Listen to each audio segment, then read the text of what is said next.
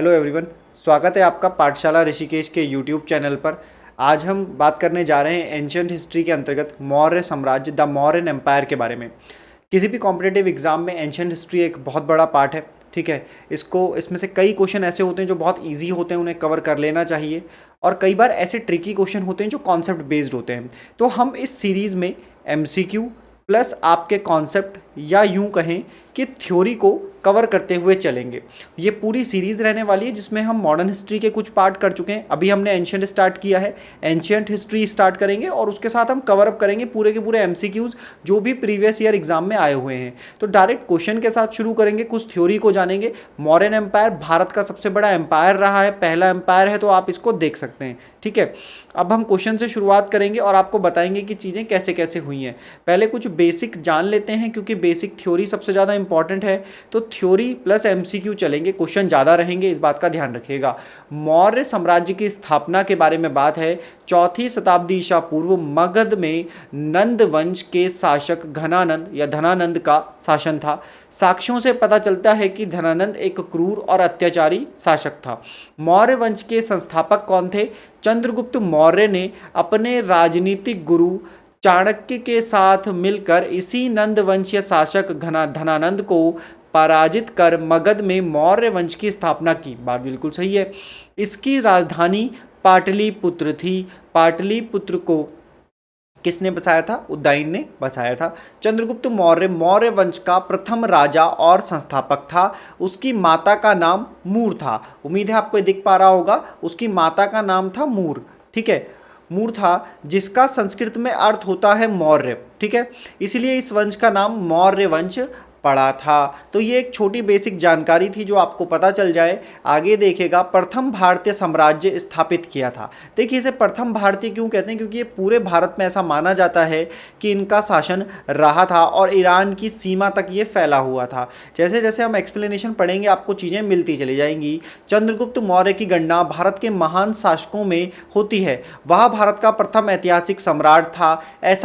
वह ऐसा पहला सम्राट था जिसने पूरे भारत पर अपना शासन स्थापित किया और जिसका विस्तार ब्रिटिश साम्राज्य से बड़ा था। उसके साम्राज्य की सीमा ईरान से मिलती थी। उसने ही भारत को सर्वप्रथम राजनीतिक रूप से एकबद्ध किया। पूरे भारत को एक करने में बड़ी भूमिका चंद्रगुप्त मौर्य ने निभाई। ठीक है, अब आते हैं चंद्रगुप्त मौर्य के उत्तराधिकारी हैं। तो देखो, हम क्योंकि मौर्यन एम्पायर करने जा रहे हैं तो हम चंद्रगुप्त मौर्य को पढ़ेंगे, बिंदुसार को पढ़ेंगे और साथ ही साथ हम पढ़ेंगे अशोक के बारे में। ठीक है, चंद्रगुप्त मौर्य का उत्तराधिकारी कौन हुआ? बिंदुसार हुआ। देखो, ईयर साफ साफ लिखे हुए हैं।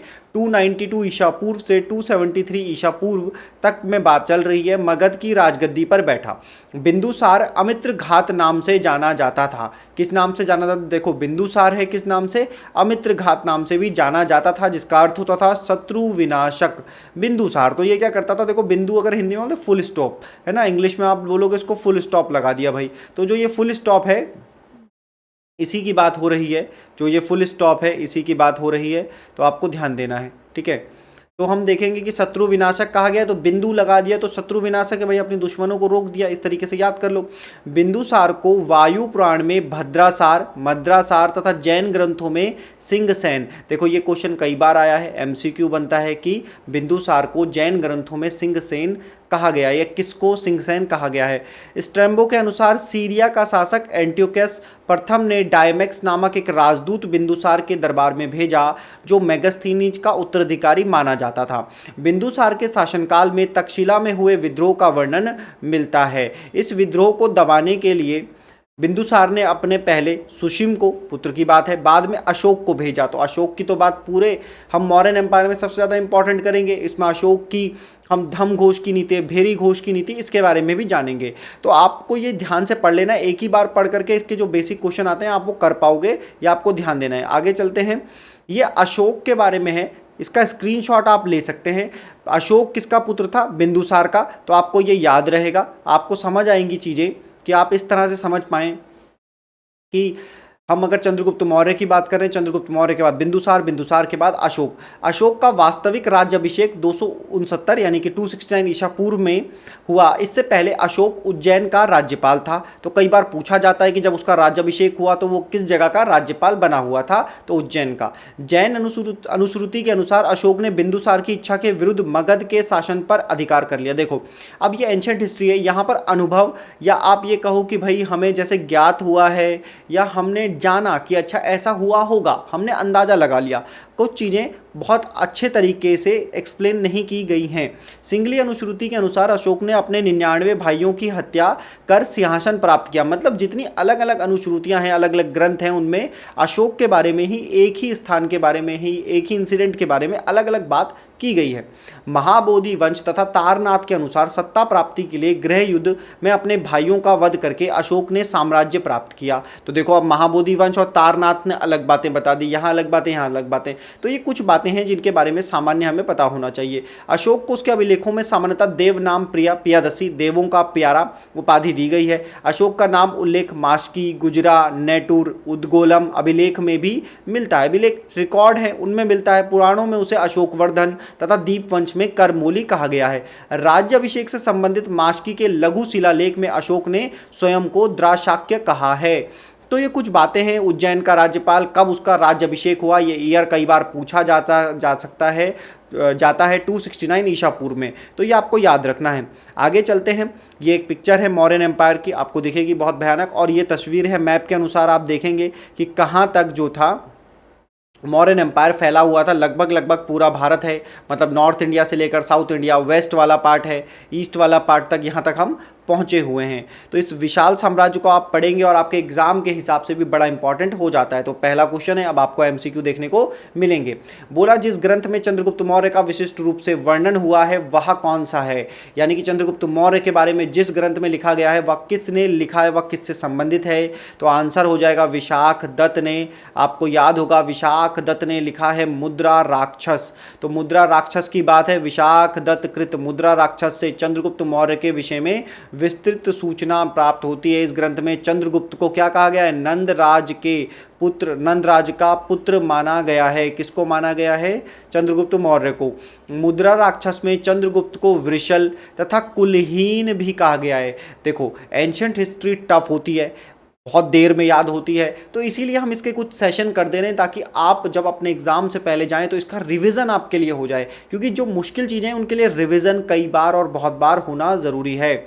आगे चलते हैं। यूनानी लेखक जस्टिन द्वारा किसे सेंड्रोकोटस कहा गया है। तो चंद्रगुप्त प्रथम, चंद्रगुप्त द्वितीय, चंद्रगुप्त मौर्य, ये इसका सही आंसर हो जाएगा, सेंड्रोकोटस। अब देखो, कई बार पूछा जाता है कि किसने कहा, यूनानी लेखक जस्टिन ने कहा। सेंड्रोकोटस किसे कहा, तो चंद्रगुप्त मौर्य को कहा। विलियम जोन्स पहले विद्वान, ये विद्वान कर दिया है, ये विद्वान होगा, पहले विद्वान थे जिन्होंने सेंड्रोकोटस की पहचान मौर्य शासक चंद्रगुप्त मौर्य से की। एरियन तथा प्लूटार्क ने चंद्रगुप्त मौर्य को एंड्रोकोटस के रूप में वर्णित किया, जबकि जस्टिन ने सेंड्रोकोटस, देखिए 3 टर्म आपको मैंने यहाँ पर बता दिए, सेंड्रोकोटस, एंड्रोकोटस, चंद्रगुप्त मौर्य और सिकंदर महान की भेंट का उल्लेख किया है। तो आसान चीज़ है, याद रहेगी।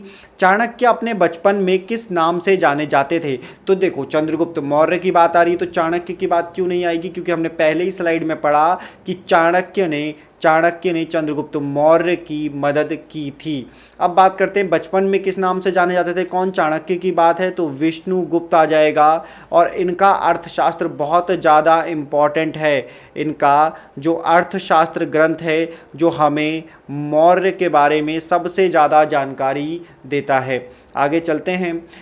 ऋषि चणक ने अपने पुत्र का नाम चाणक्य रखा था।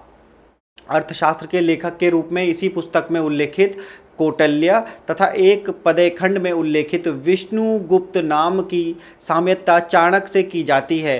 पुराणों में उसे दविज ऋषभ, श्रेष्ठ ब्राह्मण, क्या कहा गया है, चाणक्य को कहा गया है श्रेष्ठ ब्राह्मण। चाणक्य पर विशेष अध्ययन करने वाले विद्वान ट्रॉटमैन के अनुसार चाणक्य तथा कौटिल्य नाम चाणक्य के हैं। बोला ये गोत्र के नाम भी हो सकते हैं, तो आपको ध्यान रखना है कि क्या नाम था, विष्णुगुप्त किसका नाम था, चाणक्य का नाम था। आगे चलते हैं।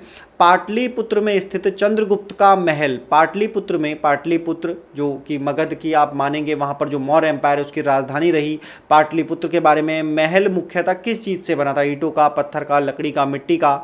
तो आप वैसे भी अगर एक सस्ता तुक्का भी अगर लगाओगे तो ये लकड़ी का महल आपको हमेशा याद रहेगा, प्रीवियस ईयर एग्जाम में आया हुआ क्वेश्चन है। तो इस पर ज़्यादा बात नहीं करेंगे, सीधा सीधा आप ये देख लेंगे, ज़रूरत पड़े तो आप इसे पूरा पढ़ लीजिएगा। अभिलेख जिससे यह प्रमाणित होता है कि चंद्रगुप्त का प्रभाव पश्चिम भारत पर था। तो बहुत सारे अभिलेख अभी हमने पढ़ने हैं, शिलालेख अभी हमने पढ़ने हैं, जिसके लिए अशोक जाने जाते हैं। ऐसे ही कई सारे अभिलेख हैं जिनसे हमें ये पता चला कि जो चंद्रगुप्त हमारे थे, चंद्रगुप्त मौर्य जो हमारे थे, उनका प्रभाव कौन से पश्चिम भारत पे, वेस्ट इंडिया पे कैसा रहा है, कितना रहा है, इस बारे में बताना है। तो देखो ये है रुद्रदामन का जूनागढ़ शिलालेख, जूनागढ़ का शिलालेख। क्वेश्चन के एक्सप्लेनेशन पे जाते हैं। कहा गया कि 150 ईसा पूर्व के रुद्रदामन के जूनागढ़ शिलालेख में, तो देखो कई बार आता है कि ये जूनागढ़ शिलालेख किससे संबंधित है, तो रुद्रदामन इससे रिलेट करते हैं।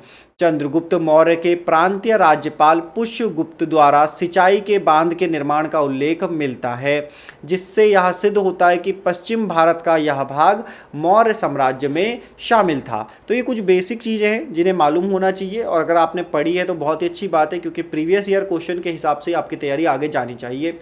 भारत का प्रथम अस्पताल एवं औषधि बाग निर्माण करवाया था। देखिए जैसे आजकल हर्बल गार्डन होते हैं ना, कुछ इसी तरीके से था।